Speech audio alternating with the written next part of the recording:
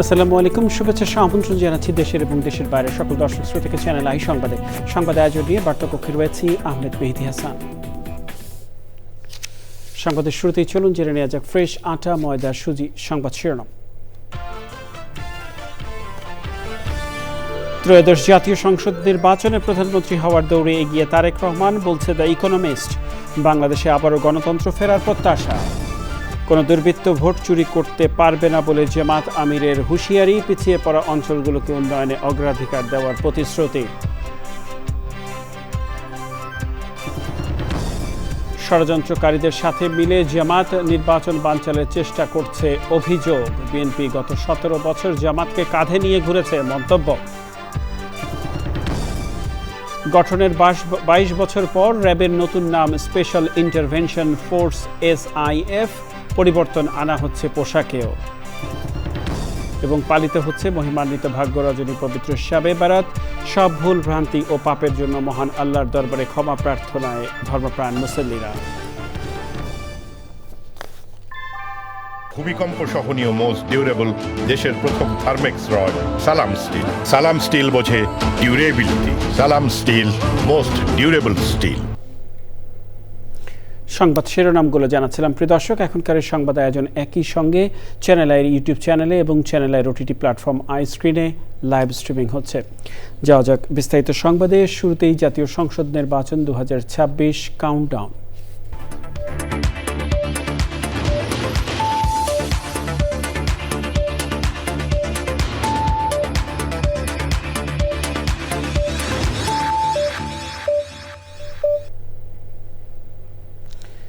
যুক্তরাষ্ট্রের টাইম ম্যাগাজিনের পর এবার আরেক প্রভাবশালী পত্রিকা যুক্তরাজ্যের দ্য ইকোনমিস্টও পূর্বাভাস দিচ্ছে আগামী নির্বাচনে প্রধানমন্ত্রী হওয়ার দৌড়ে এগিয়ে আছেন তারেক রহমান।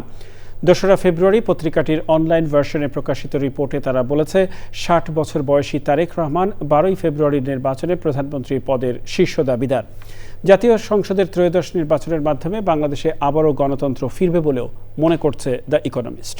রিজভিন আওয়াজের রিপোর্ট। 28 জানুয়ারি বিএনপি চেয়ারম্যান তারেক রহমানকে নিয়ে প্রচ্ছদ রিপোর্ট করেছে বিশ্বখ্যাত টাইম ম্যাগাজিন। চার্লি ক্যাম্পবেলের ওই প্রতিবেদনের শিরোনাম করা হয়েছিল এক্সক্লুসিভ বাংলাদেশ প্রডিগাল সান। এর আগে গত 25শে ডিসেম্বর 17 বছরের নির্বাসন শেষে তারেক রহমানের দেশে ফেরার দিন আরেক বিখ্যাত পত্রিকা ব্লুমবার্গ শিরোনাম করেছিল Bangladesh elections frontrunner Tarek Rahman ends exile. এবার দ্য ইকোনমিস্টও একই সুরে বলছে, mister Rahman, the 60-year-old scion of a famous political family, is the front-runner to become Bangladesh Prime Minister after a general election on February 12th. এখানে বিশেষভাবে খেয়াল করা দরকার, দুটি পত্রিকাতেই তারেক রহমানকে ফ্রন্ট রানার অর্থাৎ শীর্ষ প্রতিদ্বন্দ্বী কিংবা জয়ের দৌড়ে এগিয়ে থাকা হিসেবে বলা হয়েছে। তারেক রহমান কেন প্রধানমন্ত্রী হওয়ার দৌড়ে এগিয়ে তাও ব্যাখ্যা করা হয়েছে প্রতিবেদনে। বাংলাদেশ জামায়াতে ইসলামীর ভালো সম্ভাবনা তৈরি হওয়া সত্ত্বেও নির্বাচনে কোনো নারী প্রার্থী না দেওয়া, দলটির আমিরের পক্ষ থেকে নারীদের কর্মঘণ্টা কমিয়ে দেওয়ার কথা বলা, এমনকি অতীতে 18টির বেশি আসন না পাওয়া দলটি আদতেই দেশ পরিচালনার মতো সামর্থ্য রাখে কিনা, সব মিলে শহুরে মধ্যবিত্ত শ্রেণীর মধ্যে একটা আতঙ্ক তৈরি করেছে বলে মনে করে দ্য ইকোনমিস্ট। আর এখানেই তারেক রহমানের জন্য সম্ভাবনার সব দরজা খুলে গেছে বলে বিশ্লেষণ তাদের। অবশ্য ইকোনমিস্টের রিপোর্টে তারেক রহমানকে নিয়ে 2008 এবং 2009 সালে মার্কিন দূতাবাসের বিশেষ তারবার্তায় তাকে দুর্নীতিগ্রস্ত হিসেবে উল্লেখ করার বিষয়টিও উঠে আসে। ঘুষ দুর্নীতির অভিযোগ অস্বীকার করে বিএনপি চেয়ারপারসন পত্রিকাটি রিপোর্টারকে বলেছেন, তার দল ক্ষমতায় গেলে মূল কাজ হবে বিনিয়োগ বৃদ্ধি করে কর্মসংস্থান সৃষ্টি। নির্বাচনী প্রতিশ্রুতি হিসেবে এরই মধ্যে তারেক রহমান 20,000 কিলোমিটার খাল খনন, 5 কোটি গাছ লাগানোর মতো ব্যতিক্রমী উদ্যোগের কথা বলেছেন। মার্কিন প্রেসিডেন্ট ডোনাল্ড ট্রাম্পের সঙ্গে ভালো সম্পর্ক রেখে এগিয়ে যাবেন তিনি। সবচেয়ে গুরুত্বপূর্ণ হল বিএনপি মত প্রকাশের স্বাধীনতা নিশ্চিত করবে, দুর্নীতি কমিয়ে আনবে। 2024-এর ছাত্র জনতার অভ্যুত্থানে গণহত্যার পেছনে দায়ীদের বিচারের অঙ্গীকারও করেছেন তারেক রহমান। একই সাথে তিনি এটাও নিশ্চিত করেছেন যে বিরোধী দল দমন করার কোনো ইচ্ছা নেই তার। 24-এর অভ্যুত্থান থেকে তার শিক্ষা হলো, প্রতিশোধ পরায়ণতা কারো জন্য ভালো কিছু দিতে পারে না। দ্য ইকোনমিস্টের আশা জাগানিয়া প্রতিবেদনটি শেষ করা হয়েছে সাধারণ মানুষ এবং বিশ্লেষকদের মতামত দিয়ে। তাদের মূল্যায়ন লন্ডন যাওয়ার আগের তারেক রহমান আর দীর্ঘ নির্বাসন কাটিয়ে ফেরা তারেক রহমান একেবারে আলাদা। তবে রিপোর্টটির একদম শেষ লাইনটা প্রণিধানযোগ্য। দ্য ইকোনমিস্ট বলছে, বাংলাদেশের সামনে এখন দুটি পথ। দেশটি কি একটি অগ্রসর ও ভবিষ্যৎমুখী সরকার পাবে, নাকি তালেবানি কায়দার শাসন ব্যবস্থা পাবে? I have a plan for the people of my country, for my country. রিজভিন আওয়াজ, চ্যানেল আই, ঢাকা। এদিকে জামায়াতে ইসলামের আমির ডক্টর শফিকুর রহমান বলেছেন, কোনো দুর্বৃত্ত ভোট চুরি করতে পারবে না। কিশোরগঞ্জ, ময়মনসিংহ ও গাজীপুরে নির্বাচনী জনসভায় তিনি বলেন, একটি দল এখনই জনগণের সম্পদ লুট, মামলা বাণিজ্য ও নারীদের অসম্মান করছে। জামাত আমির আশা প্রকাশ করে বলেন, ভোটের মাধ্যমে সব জুলুমের অবসান হবে। পিছিয়ে পড়া অঞ্চলগুলোকে উন্নয়নে অগ্রাধিকার দেওয়ার প্রতিশ্রুতি দিয়ে তিনি বলেন, ক্ষমতায় গেলে কৃষিকে শিল্পের মর্যাদা দেওয়া হবে। ময়মনসিংহ শেখ মহিউদ্দিন আহমেদ ও কিশোরগঞ্জে এস কে রাসেলকে সঙ্গে নিয়ে আক্তার হোসেনের রিপোর্ট। ত্রয়োদশ জাতীয় সংসদ নির্বাচনে প্রার্থীদের পরিচয় করিয়ে দিতে কিশোরগঞ্জ ও ময়মনসিংহে 11 দলীয় জোটের জনসভা। কিশোরগঞ্জের কটিয়াদীতে দিনের প্রথম জনসভায় ভোট চুরির বিরুদ্ধে হুঁশিয়ারি দেন জামায়াত আমির। চলে বলে কৌশলে যে কোনোভাবে আমাকে জিততে হবে এই ধারণা থেকে বের হয়ে আসেন, ওই পুরানা স্লোগান থেকে বের হয়ে আসেন। আমার ভোট আমি দিব, তোমারটাও আমি দিব, এই দিন শেষ। 24-এর যুবকেরা ঘুমিয়ে পড়েনি, জাগিয়ে আছে। তার বুটের পাহারাদারি সে করবে, সাথে সাথে বাকি সকলের বুটের পাহারাদারি করবে। কোনো দুর্বৃত্ত এখন আর কারো বুটে হাত দিতে পারবে না ইনশাআল্লাহ। বেলা 12:30টায় ময়মনসিংহ সার্কিট হাউস ময়দানে জনসভায় যোগ দেন জামায়াত আমির। অন্যান্য বিষয়ের পাশাপাশি কৃষি ও কৃষকের মর্যাদা নিয়ে কথা বলেন তিনি। আমরা ঘোষণা দিচ্ছি, এই কৃষি বিশ্ববিদ্যালয়কে কেন্দ্র করে গোটা ময়মনসিংহ বিভাগের কৃষি বিপ্লব ঘটবে ইনশাআল্লাহ। কৃষিকে ওই পুরানা ধাঁচের কৃষিতে আমরা আর দেখতে চাই না। এখন কৃষি এবং কৃষক এই দুইটাকেই শিল্প এবং শিল্পীতে আমরা পরিণত করব ইনশাআল্লাহ। নাগরিকের নিরাপত্তা নিশ্চিতে ন্যায়ের পক্ষে ভোট চান জামায়াত আমির। জনগণ পুরানা পচা রাজনীতি আর চায় না, পরিবার ব্যক্তি গোষ্ঠীতান্ত্রিক রাজনীতি চায় না। যারা 5 আগস্টের পর থেকে জনগণের মাল খামছে, খাবলে কামড়ে খাওয়ার জন্য চতুর্দিকে তারা চাঁদা বাণিজ্য শুরু করেছে, ওদেরকে দিবেন। যারা মামলা বাণিজ্য করে নিরীহ মানুষকে হয়রানি করে তাদেরকে দিবেন। যারা দুর্নীতিবাজ এবং ঋণ খেলাপিদেরকে বগলের নিচে নিয়ে মানুষের ভাগ্য পরিবর্তনের কথা বলছে, ওদেরকে দিবেন। এবারের নির্বাচন জনগণের ভাগ্য নির্ধারণের নির্বাচন হবে বলে উল্লেখ করেন জামায়াত আমির। সব নাগরিকের সম্মানজনক জীবিকা নিশ্চিতের পাশাপাশি সমাজে ন্যায় বিচার প্রতিষ্ঠার কথা বলেন জামায়াত আমির। বিকেলে গাজীপুরের জয়দেবপুরে জনসভায় বক্তব্য রাখেন জামায়াত আমির। পরিকল্পিত উন্নয়ন, শিল্পায়ন এবং শ্রমিকদের অধিকার ও নিরাপত্তা নিশ্চিতের কথা বলেন তিনি। এই শিল্প এলাকাকে শিল্পর মতো করেই ইনশাআল্লাহ সাজানো হবে।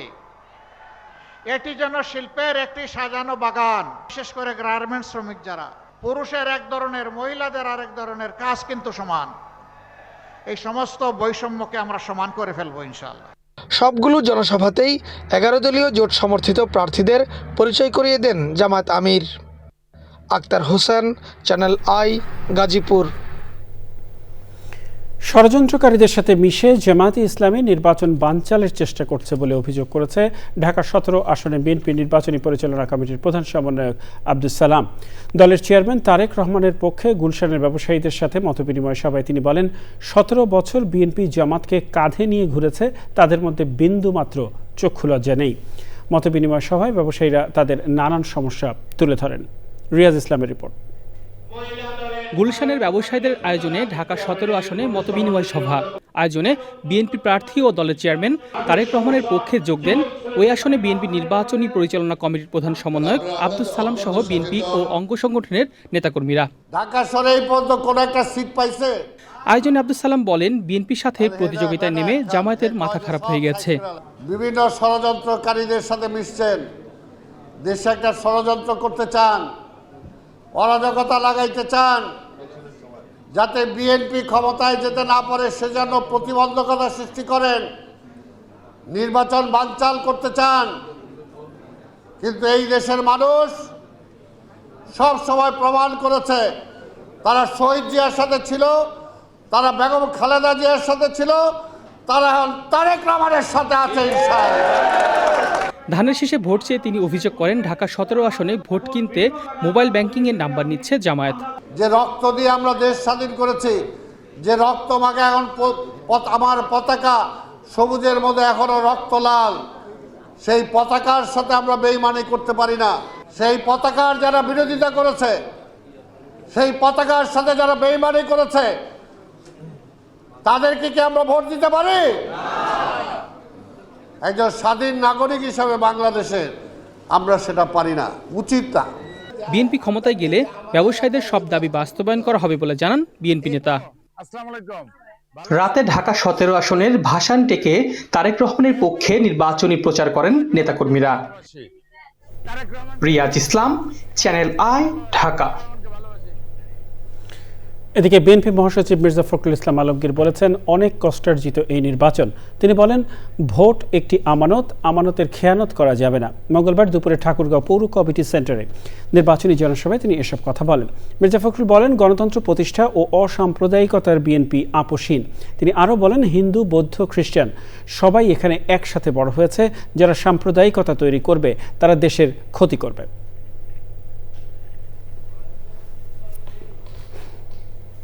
নির্বাচনে যদি আমরা সঠিক সিদ্ধান্ত নিতে পারি, তাহলে আগামী 5 বছর যেন আমরা বাংলাদেশকে একটা শান্তিপূর্ণ স্থিতিশীল অবস্থার মধ্যে নিতে পারব। কিন্তু যদি এই নির্বাচনে আমরা সঠিক সিদ্ধান্ত নিতে ব্যর্থ হই, তাহলে আবার সেই বিপদের মধ্যে আমরা পড়ব। ইঞ্জিনিয়ার সাহেব, বাড়ি ডিজাইন তো হলো, কিন্তু কোন রড দিয়ে বাড়ি বানাবো? অবশ্যই আকিজ ইস্পাত, কারণ ভালো মানের 500W রডের yield strength 500 MPa, tensile strength 625 MPa, আর সর্বোচ্চ গুণগত মানের আকিজ ইস্পাতের টেনসাইল স্ট্রেংথ 700 MPa, অর্থাৎ ভালো মানের রডের থেকেও 12% বেশি। বুঝেছি, এখনই অর্ডার করছি অধিক শক্তিশালী আকিজ ইস্পাত। আকিজ ইস্পাত, কমিটেড টু কোয়ালিটি। আসন্ন ত্রয়োদশ জাতীয় সংসদ নির্বাচনের সার্বিক পরিস্থিতি এবং মাঠ পর্যায়ে বিশ্লেষণ শীর্ষক এক জরুরি সংবাদ সম্মেলনে বিভিন্ন অভিযোগ তুলে ধরেন এনসিপির নির্বাচন পরিচালনা কমিটির চেয়ারম্যান আসিফ মাহমুদ সজীব ভুঁইয়া। তিনি বলেন, রাজনৈতিক মতাদর্শ দেখে প্রিজাইডিং অফিসার নিয়োগ করা হচ্ছে।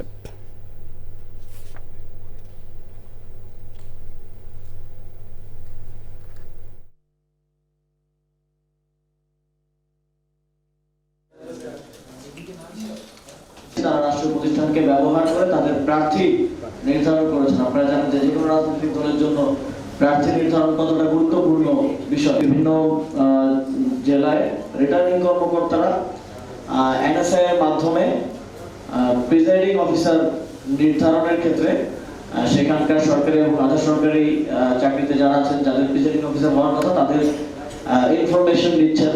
যখন একটা নির্দিষ্ট রাজনৈতিক মতাদর্শের প্রিজাইডিং অফিসাররা দায়িত্বে থাকবেন, তখন স্পষ্টভাবেই এই নির্বাচনটা একটা কারচুপির নির্বাচন হতে যাচ্ছে। পৃথিবীর ইতিহাসের সবচেয়ে হাস্যকর গণভোট হতে যাচ্ছে বলে মন্তব্য করেছেন সংবিধান বিশেষজ্ঞ ডক্টর শাহদিন মালিক। নির্বাচন, রাজনীতি এবং অর্থনীতি নিয়ে খান ফাউন্ডেশন এক আলোচনায় তিনি বলেন, 12ই ফেব্রুয়ারি সংসদ নির্বাচনের কথা বলা হলেও আদতে এটা একটা স্থানীয় সরকারের নির্বাচন হচ্ছে। ওই আলোচনায় বিবিসি বাংলা বিভাগের সাবেক প্রধান সাবির মুস্তফা বলেন, আওয়ামী লীগের মতো একটা বড় দলকে হাওয়ায় উড়িয়ে দেওয়ার চিন্তা করলে এই সরকার ভুল করছে। রিজভী নওয়াজের রিপোর্ট।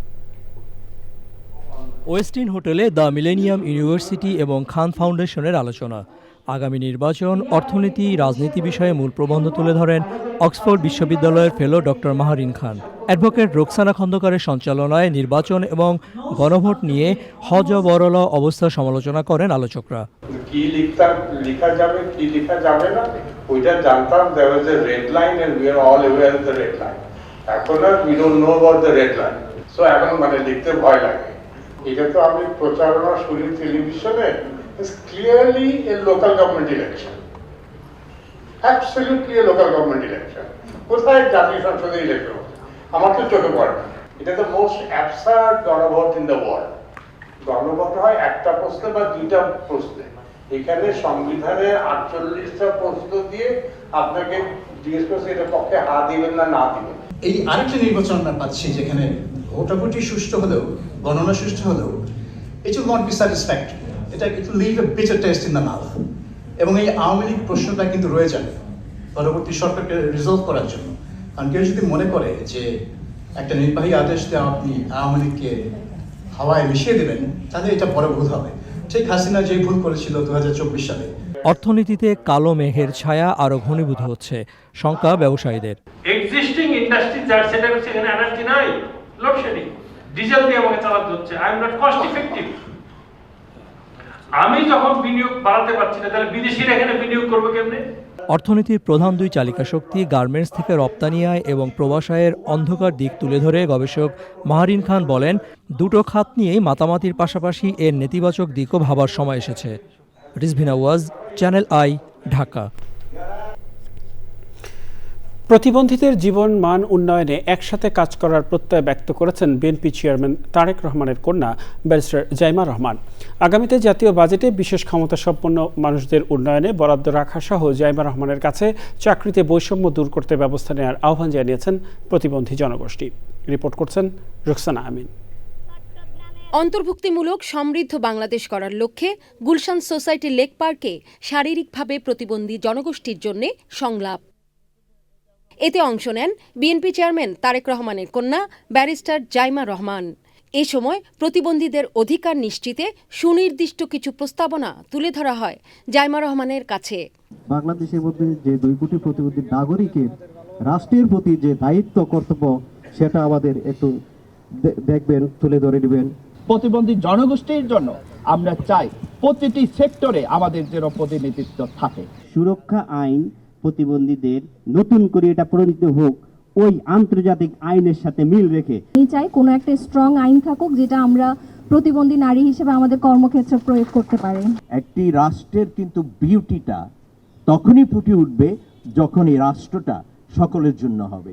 শত প্রতিকূলতা মোকাবেলা করে এগিয়ে যাওয়া প্রতিবন্ধীরা দেশের গর্ব, বলেন জাইমা রহমান। শুধু প্রতিবন্ধীদের জন্য সহজ সুবিধা করা না, সবার জন্য, হুইল চেয়ার অ্যাক্সেসের জন্য, প্র্যামের জন্য, সাধারণ প্র্যামের জন্য, যদি কোনো আরো বয়স্ক কেউ থাকে, অনেক কিছু দিক দিয়ে কর্মসংস্থান, শিক্ষাতে যদি আরো সুযোগ সুবিধা দেওয়া হয়, একটু সাহায্য যদি দেওয়া হয়, তাহলে আপনারা নিজেরাই অনেক কিছু করে দেখাতে পারবেন দেশের জন্য, নিজেদের জন্য। আপনারা তো দেশের গর্ব। আমার মনে হয় এত কষ্ট করেও যে আপনারা এত কিছু করে দেখাতে পেরেছেন, এটা কোন মানে। সংলাপে দৃষ্টি, শ্রবণ সহ 25 জন শারীরিক প্রতিবন্ধী মানুষ অংশ নেন। Roksana Amin, channel I, Dhaka. সেনাবাহিনী প্রধান জেনারেল ওয়াকারুজ্জামান, নৌবাহিনী প্রধান অ্যাডমিরাল এম নাজমুল হাসান ও বিমান বাহিনী প্রধান air chief marshal Hasan Mahmud Khan জাতীয় সংসদ নির্বাচন ও গণভোট 2026 উপলক্ষে গাজীপুর জেলা পরিদর্শন করেছেন। সফরে সেনা, নৌ ও বিমান বাহিনী প্রধান, বাংলাদেশ ধান গবেষণা ইনস্টিটিউটের সম্মেলন কক্ষে ঊর্ধ্বতন পর্যায়ের সামরিক কর্মকর্তা, ঢাকা বিভাগের গাজীপুর, নরসিংদী ও নারায়ণগঞ্জ জেলার আইনশৃঙ্খলা রক্ষাকারী বাহিনী ও প্রশাসনের কর্মকর্তাদের সাথে মত বিনিময় করেন। সে সময় আসন্ন নির্বাচনকে শান্তিপূর্ণ, নিরপেক্ষ ও সুষ্ঠুভাবে সম্পন্ন করতে আন্তঃপ্রাতিষ্ঠানিক সমন্বয় এবং সামগ্রিক নিরাপত্তা ব্যবস্থাপনা নিয়ে আলোচনা করেন। পেশাদারিত্ব, নিরপেক্ষতা, শৃঙ্খলা, ধৈর্য ও নাগরিক বান্ধব আচরণের মাধ্যমে সবাইকে দায়িত্ব পালন করার উপর বিশেষ গুরুত্ব দেন 3 বাহিনী প্রধান। যাওয়া যাক অন্যান্য সংবাদে। সাধারণ দর্শনার্থীদের জন্য আনুষ্ঠানিকভাবে খুলে দেওয়ার আগে জুলাই গণ অভ্যুত্থান স্মৃতি জাদুঘর পরিদর্শন করেছেন ঢাকায় কর্মরত বিভিন্ন দেশের কূটনীতিকরা। প্রায় 2 ঘন্টা ধরে তারা জাদুঘরের বিভিন্ন গ্যালারি ও প্রদর্শনী ঘুরে দেখেন। সংস্কৃতি উপদেষ্টা মোস্তফা সরোয়ার ফারুকী কূটনীতিকদের জাদুঘরের বিভিন্ন অংশ ঘুরিয়ে দেখান এবং এর ধারণা, প্রেক্ষাপট ও উদ্দেশ্য তুলে ধরেন। পরিদর্শনের শুরুতে শেখ হাসিনার ফ্যাসিবাদী দুঃশাসনে শহীদ প্রায় 4000 মানুষের স্মরণে 1 মিনিট নীরবতা পালন করা হয়। মোস্তফা সরোয়ার ফারুকী বলেন, জুলাই জাদুঘর বিশ্বের অন্যান্য দেশের অনুরূপ স্মৃতি জাদুঘর ও প্রতিষ্ঠানের সঙ্গে সহযোগিতার উদ্যোগ নেবে। পররাষ্ট্র উপদেষ্টা মোহাম্মদ তৌহিদ হোসেন বলেন, এই জাদুঘর শেখ হাসিনার দুঃশাসনের বিরুদ্ধে জনগণের দীর্ঘ সংগ্রামের প্রতিশ্রুতি। জুলাই গণ অভ্যুত্থানে ক্ষমতাচ্যুত প্রধানমন্ত্রী শেখ হাসিনার সরকারি বাসভবন গণভবনকে সংরক্ষণ এবং রূপান্তরের মাধ্যমে গড়ে তোলা হয়েছে জুলাই গণ অভ্যুত্থান স্মৃতি জাদুঘর। আগামী সপ্তাহে জাদুঘরটি সীমিত পরিসরে দর্শনার্থীদের জন্য খুলে দেওয়ার কথা রয়েছে। র্যাপিড অ্যাকশন ব্যাটালিয়ন বা র্যাবের নাম পরিবর্তন করে স্পেশাল ইন্টারভেনশন ফোর্স বা SIF করা হয়েছে। নামের সাথে পরিবর্তন করা হবে পোশাকও। প্রধান উপদেষ্টা ডক্টর মোহাম্মদ ইউনূস এতে অনুমোদন দিয়েছেন। শুধু নামের নয়, র্যাব কাজেও বদলাবে বলে আশা করছে স্বরাষ্ট্র উপদেষ্টা। বিস্তারিত জানাচ্ছেন রফিকুল বাশা। জঙ্গিবাদের উত্থান ও আইনশৃঙ্খলার ক্রমাগত অবনতির মধ্যে 2004 সালের 26শে মার্চ সেনাবাহিনী, নৌবাহিনী, বিমান বাহিনী, পুলিশ, আনসার, ভিডিপি, বিজিবি ও কোস্টগার্ড সদস্যদের নিয়ে গঠন করা হয় র্যাব। ক্রসফায়ার ও বন্দুকযুদ্ধের নামে শত শত বিচার বহির্ভূত হত্যার অভিযোগ আছে এই বাহিনীর বিরুদ্ধে। জাতিসংঘসহ বিভিন্ন পক্ষ থেকে র্যাব বিলুপ্তির দাবি দীর্ঘদিনের। এখন নাম বদলের সিদ্ধান্ত নিল অন্তর্বর্তী সরকার। নামের সাথে পোশাকও পরিবর্তন করা হবে। দ্রুতই এ বিষয়ে আদেশ জারি করা হবে বলে আইন শৃঙ্খলা সংক্রান্ত কোর কমিটির সভা শেষে জানিয়েছেন স্বরাষ্ট্র উপদেষ্টা। র্যাবের পুনর্গঠনের বিষয়ে প্রধান উপদেষ্টা প্রতিরক্ষা জাতীয় সংহতি উন্নয়ন বিষয়ক বিশেষ সহকারী লেফটেন্যান্ট জেনারেল আব্দুল হাফিজ এর সভাপতিত্বে একটা কমিটি গঠন করা হয়েছিল। এই কমিটির র্যাবের যে নূতন নাম, আজকে থেকে এটা নূতন নাম করা হচ্ছে স্পেশাল ইন্টারভেনশন ফোর্স SIF।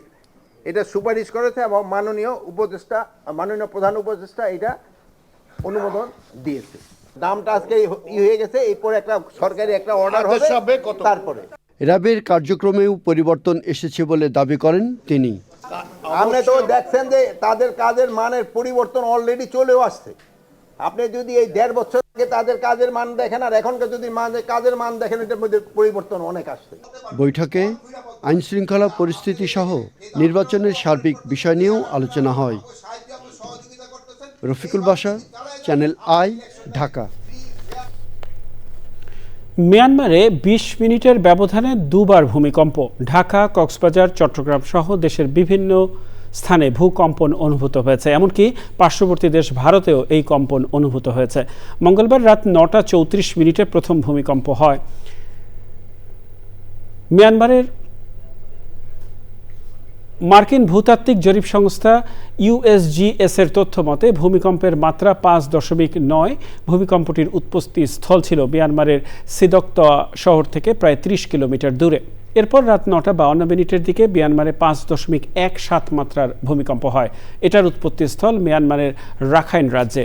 এছাড়া মঙ্গলবার ভোর 4:30টার দিকেও বাংলাদেশে 5.9 মাত্রার ভূকম্পন অনুভূত হয়। পাপ মুক্তি আর মহান আল্লাহ রাব্বুল আলামিনের রহমত অর্জনের পরম সৌভাগ্যময় পবিত্র শবে বরাত আজ মুসলমানদের মহিমান্বিত ভাগ্য রজনী। আল্লাহ তাআলার রহমত লাভের আশায় এই রাতে ইবাদত করছেন ধর্মপ্রাণ মুসলমানরা। চকর মালিথার রিপোর্ট। ইসলাম ধর্মে যে কয়টি ফজিলতপূর্ণ ও বরকতময় রাত রয়েছে তার মধ্যে অন্যতম পবিত্র শবে বরাত। শাবান মাসের 14 তারিখ দিবাগত রাতই মুসলমানদের কাছে শবে বরাত হিসেবে পরিচিত।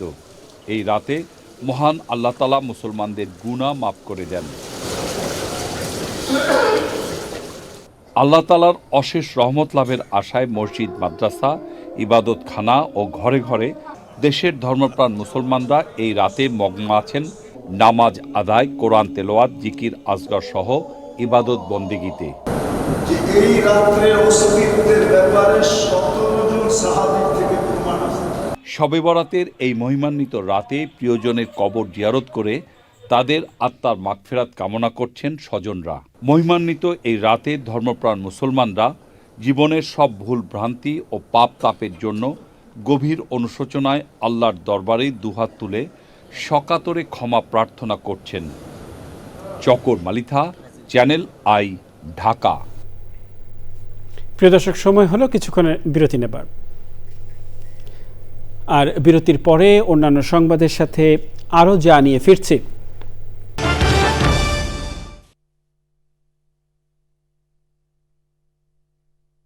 বিরতির পর আরও একবার আমন্ত্রণ চ্যানেল আই সংবাদে। বিএনপির কেন্দ্রীয় নেতা ও ত্রয়োদশ জাতীয় সংসদ নির্বাচনে নাটোর সদর ও নলডাঙ্গা আসনে বিএনপির প্রার্থী অ্যাডভোকেট এম রুহুল কুদ্দুস তালুকদার দুলু বলেছেন, বেগম খালেদা জিয়া মেয়েদের বেশি সম্মানিত করেছেন। তিনি মেয়েদেরকে চাকরি দিয়ে কর্মসংস্থানের ব্যবস্থা করেছিলেন। নাটোর সদর উপজেলার হালসা ইউনিয়নে নির্বাচনী প্রচারে তিনি এসব কথা বলেন।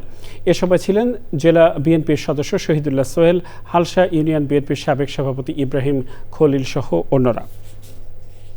বেগম খালেদা জিয়া সবচেয়ে সম্মানিত করেছেন। মেয়েদেরকে সবসময় স্বামী পরিবারের মানুষের কাছে নির্যাতিত হয়েছে। এই মেয়েদেরকে চাকরি, মেয়েদেরকে তাদের কর্মকাণ্ডে কর্মসংস্থানের জন্য উনি উদ্যোগ গ্রহণ করেছিলেন। আইস্ক্রিন সাংস্কৃতিক সংবাদ।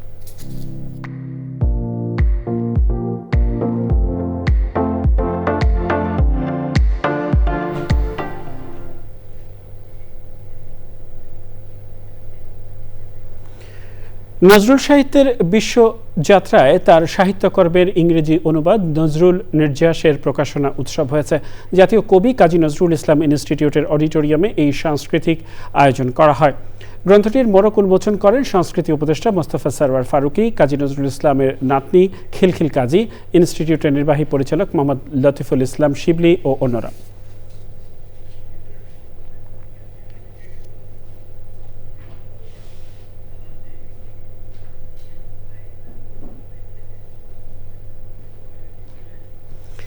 নিটল টাটা আন্তর্জাতিক সংবাদ।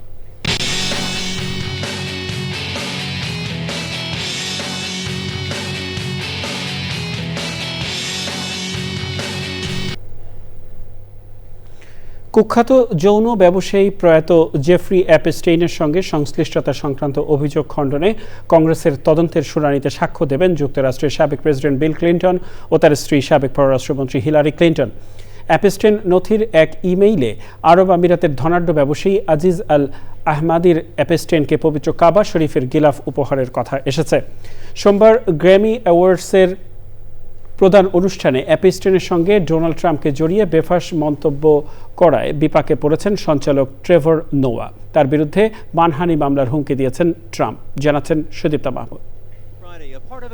গত শুক্রবার এপস্টাইন ফাইল থেকে ৩০ লাখের বেশি নথি প্রকাশ করা হয়। এর আগে ডিসেম্বরের নথিতে বিল ক্লিন্টনের কিছু ছবি প্রকাশিত হয়েছিল। এসব ছবির একটিতে বাথটাবে একজন নারীর সঙ্গে বিল ক্লিন্টনকে দেখা যায়।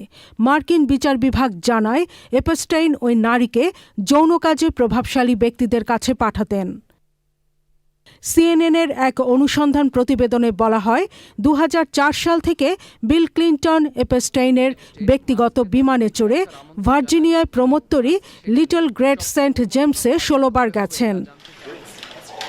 ক্লিন্টনের মুখপাত্র অ্যাঞ্জেল উরেনা সামাজিক যোগাযোগ মাধ্যম এক্সে এক পোস্টে জানান, এসব তথ্য অসত্য ও ভুল প্রমাণিত করতে ক্লিন্টন দম্পতি তদন্ত কমিটির সামনে হাজির হবেন।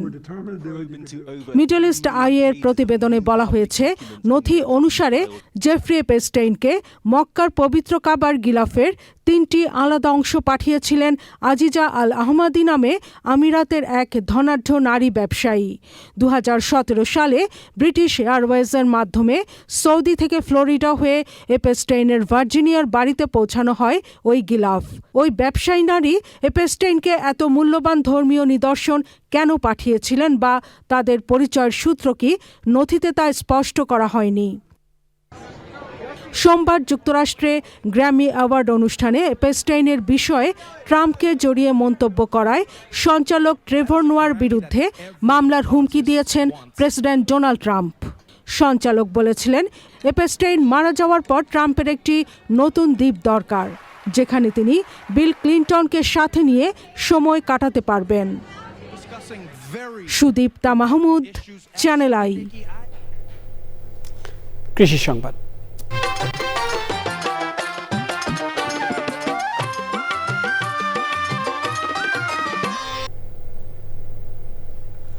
কুড়িগ্রামের চরাঞ্চলে দিন দিন জনপ্রিয় হয়ে উঠছে ভেড়া পালন। বিস্তীর্ণ চারণভূমি আর স্বল্প পুঁজিতে বেশি লাভ হওয়ায় অনেকেই আগ্রহী হয়ে উঠেছেন ভেড়া পালনে।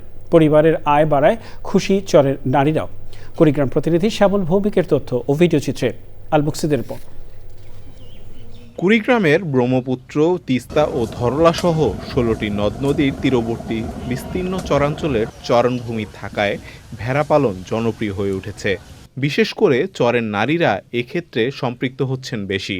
একটি ভেড়ার দাম ৩ থেকে ৪ হাজার টাকা। ৬ মাস পর পর প্রতিটি ভেড়া ২ থেকে ৪টি করে বাচ্চা দেয়। ভেড়ার রোগ ব্যাধিও কম। এখন প্রতিটি পরিবারে ৫ থেকে ৮টি করে ভেড়া রয়েছে। আমার একটা ভেড়া দেওয়া হয়েছে, ওই ভেড়া থেকে ৪-৫টা ভেড়া হচ্ছে। ভেড়া সব কিছুই খায়, ভেড়ার কাছে অনেক খরচ লাগে না, অল্পতেই হয়ে যায়। ভেড়া পালিয়ে 6টা ভেড়া বেচাছি, 8টা আছে, ভেড়া বিয়েবে। ভেড়া ঝুন রোগ বালাই কম হয়, ছাগলের চাই ভেড়ায় ভালো। অসুখ বিসুখ কম হয়, বানবাসী আসলে গাছের পাতা পাড়ি দেই, ভুসি আনি দেই, আয় উন্নতি বেশি হয়েছে। আর 5টা থেকে 8টা হবে, 8টা থেকে 10টা হবে। ভেড়া পালনের জন্য বিনামূল্যে উন্নত প্রশিক্ষণ সহ টিকা এবং কৃমিনাশক দিয়েছে জেলা প্রাণী সম্পদ বিভাগ। সরকার প্রাণী সম্পদ অধিদপ্তরের মাধ্যমে চর এলাকায় ভেড়া পালন সহ ছাগল পালন অন্যান্য সাপোর্ট দিয়ে যাচ্ছে। রোগ বালাই কম হয়, এতে করে ভ্যাকসিনেশন এবং কৃমিনাশক ওষুধ প্রাণী সম্পদ অধিদপ্তর এখান থেকে সাপোর্ট দিচ্ছে। সরকারি বেসরকারি পৃষ্ঠপোষকতা পেলে ভেড়া পালনের মাধ্যমেই বদলে যাবে চরাঞ্চলের অর্থনীতির চিত্র। আল মুকসিদ, চ্যানেল আই। দেখবেন প্রকৃতি সংবাদ।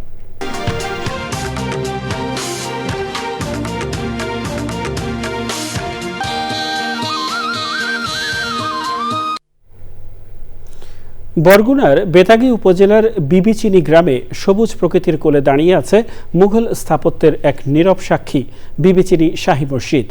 ইট পাথরের স্তব্ধতা ছাপিয়ে এখানকার ইতিহাস প্রতিধ্বনিত শত শত বছরের প্রার্থনাতে।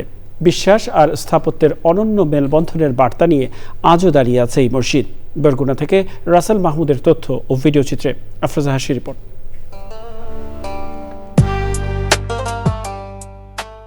বরগুনার বেতাগীর আঞ্চলিক মহাসড়ক ধরে 10 কিলোমিটার দূরত্বে বিবিচিনি গ্রাম। আদিগন্ত সবুজের মাঝে মাথা উঁচু করে দাঁড়িয়ে আছে মুঘল আমলের ঐতিহাসিক এই স্থাপনা। ইতিহাস বলছে, সম্রাট শাহজাহানের শাসনামলে পারস্য থেকে ইসলাম প্রচারে দিল্লি হয়ে এই জনপদে আসেন সুফি সাধক হযরত শাহ নিয়ামতুল্লাহ। সে সময় তার শিষ্য সম্রাট শাহজাহানের পুত্র শাহ সুজার অনুরোধেই বিবিচিনি গ্রামে প্রতিষ্ঠিত হয় এক গম্বুজ বিশিষ্ট এই শাহী মসজিদ। সরকারের যে সুনজর না থাকার ফলে এটি মানুষের নজরে আসছে না। এগুলো নজরে আসলে এলাকার যেমন উন্নয়ন সম্ভব এবং মানুষের মধ্যে কিন্তু এর ইতিহাস ঐতিহ্য জানাও সম্ভব। এই মাঠটা খুবই খারাপ, মাঠটা করলে অনেক ভালো হয়। এবার এখন অনেক লোকজন আসে, একটু মেরামতের দরকার। মসজিদের প্রবেশপথ, নির্মাণ শৈলী আর মুঘল আমলের বিশেষ ইট আজও বহন করছে ঐতিহাসিক বিশেষত্ব। আমার ওয়াইফের কাছে শুনছি যে এখানে একটা মসজিদ আছে, পরীরা তৈরি করছে, সেজন্য সেটা শুনে এখানে দেখতে আসছি। মূলত বরিশালের কাছাকাছি থেকে নলছিটি থেকে আসছি আমরা। মসজিদটা দেখে খুব ভালো লাগছে, অনেক পুরনো একটা মসজিদ। সবশেষ 1993 সালে প্রত্নতাত্ত্বিক নিদর্শন এই মসজিদের সংস্কার হলেও বিলীনের পথে হযরত শাহ নিয়ামতুল্লাহ সহ তার 2 কন্যার সমাধি।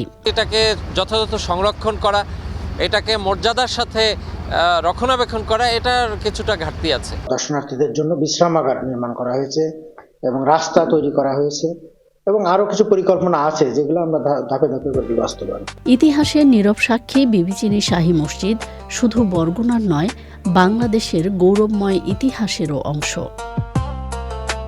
আফরোজা হাসি, প্রকৃতি ও জীবন ডেস্ক, চ্যানেল আই।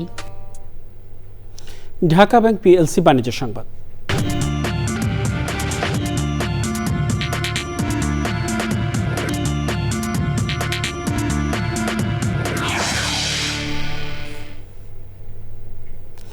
ভারতের পণ্যের ওপর থেকে 25% শুল্ক কমিয়ে 18% করেছেন মার্কিন প্রেসিডেন্ট ডোনাল্ড ট্রাম্প। ভারতের সাথে যুক্তরাষ্ট্রের একটি বাণিজ্য চুক্তি হওয়ার সম্ভাবনা দেখা দেওয়ার পরই এই ঘোষণা দেন ট্রাম্প। ট্রুথ সোশ্যালে একটি পোস্টে ট্রাম্প বলেছেন, রাশিয়ার তেল কেনা বন্ধ করবে ভারত। রাশিয়া থেকে তেল কেনা বন্ধ করলে দিল্লির উপর আরোপিত অতিরিক্ত 25% শুল্ক জরিমানা প্রত্যাহার করা হবে। ভারত এবং ইউরোপীয় ইউনিয়নের মধ্যে একটি ঐতিহাসিক বাণিজ্য চুক্তি হওয়ার এক সপ্তাহেরও কম সময়ের মধ্যে এই ঘোষণা দিয়েছেন white house. Modi social media এক্সে বলেছেন, তিনি আনন্দিত যে মার্কিন যুক্তরাষ্ট্রের সাথে একটি চুক্তি হতে যাচ্ছে। প্রিয় দর্শক, সময় হলো আবারও কিছুক্ষণের বিরতি নেবার। আর বিরতির পরে আরও যা থাকছে: সরকার শব্দ দূষণ নিয়ন্ত্রণ বিধিমালা প্রণয়ন করেছে বললেন পরিবেশ ও তথ্য উপদেষ্টা। আইন অনুযায়ী পুলিশের শাস্তি প্রয়োগ শুরু, মন্তব্য।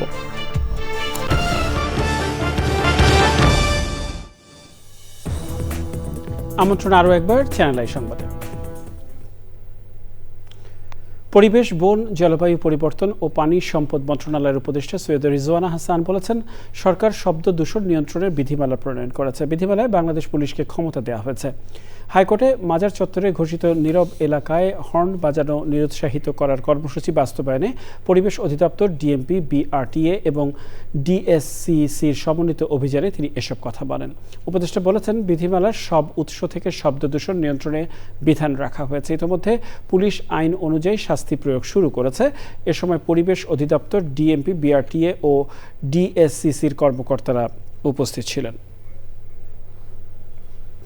যারা হর্ন দেয় তাদেরকে আমরা বুঝাবো, একই সাথে তাদের বিরুদ্ধে আইনের প্রয়োগের মাধ্যমে হর্নমুক্ত একটা বাংলাদেশ কোনো একটা সময়ে আমরা নিশ্চয়ই পাবো।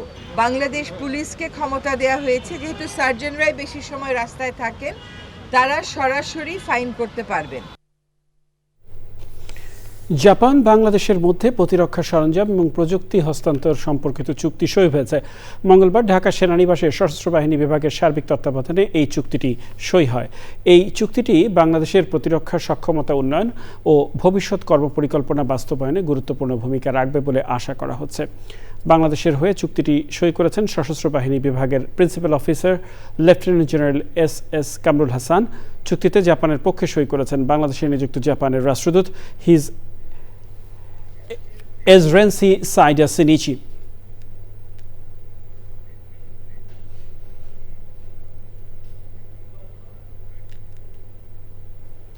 ঢাকা বিশ্ববিদ্যালয় টেলিভিশন, চলচ্চিত্র ও ফটোগ্রাফি বিভাগের 14তম প্রতিষ্ঠা বার্ষিকী উদযাপন উপলক্ষে দ্বিতীয় টিএফপি ক্রিয়েটিভ এক্সিলেন্স অ্যাওয়ার্ড 2025 দেওয়া হয়েছে। এবারও প্রতিযোগিতায় 129টি নির্মাণ জমা পড়েছিল, যেখান থেকে 19টি বিভাগে 41টি মনোনয়ন পায়। টেলিভিশন ও চলচ্চিত্র জগতের স্বনামধন্য পেশাদারদের সমন্বয়ে গঠিত জুরি বোর্ড বিজয়ীদের নির্বাচন করেন। ঢাকা বিশ্ববিদ্যালয়ের সামাজিক বিজ্ঞান অনুষদ ভবনের মুজাফফর আহমেদ চৌধুরী মিলনায়তনে দিনব্যাপী এ আয়োজনে মনোনীত চলচ্চিত্র প্রদর্শন শেষে বিজয়ীদের হাতে পুরস্কার প্রদান করা হয়। বিভাগের চেয়ারম্যান সৈয়দ শাহজাদা আল করিমের সভাপতিত্বে অনুষ্ঠানে প্রধান অতিথি ছিলেন বিশ্ববিদ্যালয়ের প্রো ভাইস চ্যান্সেলর শিক্ষা অধ্যাপক ডক্টর মামুন আহমেদ। আবারও নিয়ে নিচ্ছি কিছুক্ষণের বিরতি, আর বিরতির পরে জানিয়ে ফিরছি। নারী ক্রিকেটারের যৌন হয়রানির তদন্ত রিপোর্টে অভিযুক্তদের ব্যাপারে কি ব্যবস্থা নেবে বিসিবি জানতে চেয়েছে হাইকোর্ট।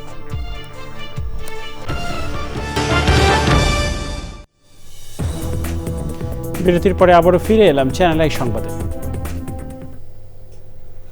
ত্রয়োদশ জাতীয় সংসদ নির্বাচনের দলীয় ইশতেহার প্রকাশ করেছে খেলাফত মজলিস। রাজধানীর পুরানো পল্টনে দলীয় কার্যালয়ে সংবাদ সম্মেলনে নির্বাচনী ইশতেহারে ইসলামী আদর্শ, ইনসাফ, জনকল্যাণমুখী এবং জবাবদিহিমূলক সরকার প্রতিষ্ঠার অঙ্গীকার পুনঃব্যক্ত করা হয়। দলের যুগ্ম মহাসচিব ডাক্তার মুস্তাফিজুর রহমান ফয়সাল 35 দফার ইশতেহার পাঠ করেন। এ সময় দলের নায়েবে আমির মাওলানা সৈয়দ ফেরদৌস বিন ইসহাক, সাংগঠনিক সম্পাদক অধ্যাপক আব্দুল জলিল, প্রকৌশলী আব্দুল হাফিজ খসরু সহ কেন্দ্রীয় নেতারা উপস্থিত ছিলেন। জানাবো খেলার খবর। প্রিয় দর্শক, সংবাদের শেষ প্রান্তে আমরা চলুন আরও একবার জেনে নেওয়া যাক যা ছিল এখনকার ফ্রেশ আটা, ময়দা, সুজি সংবাদ শিরোনামে। ত্রয়োদশ জাতীয় সংসদ নির্বাচনে প্রধানমন্ত্রী হওয়ার দৌড়ে এগিয়ে তারেক রহমান, বলছে দ্য ইকোনমিস্ট। বাংলাদেশে আবারও গণতন্ত্র ফেরার প্রত্যাশা। কোনো দুর্বৃত্ত ভোট চুরি করতে পারবে না বলে জামাত আমিরের হুঁশিয়ারি। পিছিয়ে পড়া অঞ্চলগুলোকে উন্নয়নে অগ্রাধিকার দেওয়ার প্রতিশ্রুতি। ষড়যন্ত্রকারীদের সাথে মিলে জামাত নির্বাচন বানচালের চেষ্টা করছে অভিযোগ। বিএনপি গত 17 বছর জামাতকে কাঁধে নিয়ে ঘুরেছে মন্তব্য।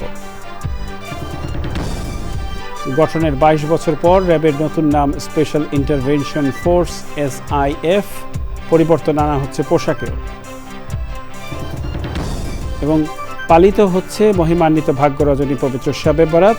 সব ভুল ভ্রান্তি ও পাপের জন্য মহান আল্লাহর দরবারে ক্ষমা প্রার্থনায় ধর্মপ্রাণ মুসল্লিরা। প্রিয় দর্শক, চ্যানেলের সর্বশেষ সংবাদ জানতে ভিজিট করুন channelionline.com যুক্ত থাকুন আমাদের সোশ্যাল মিডিয়া প্ল্যাটফর্মগুলোর সাথে। আর এই সাথে শেষ করছি এখনকার সংবাদে এতক্ষণ আমাদের সাথে থাকার জন্য সংবাদ টিমের সবার পক্ষ থেকে আপনাদের আবার শুভেচ্ছা।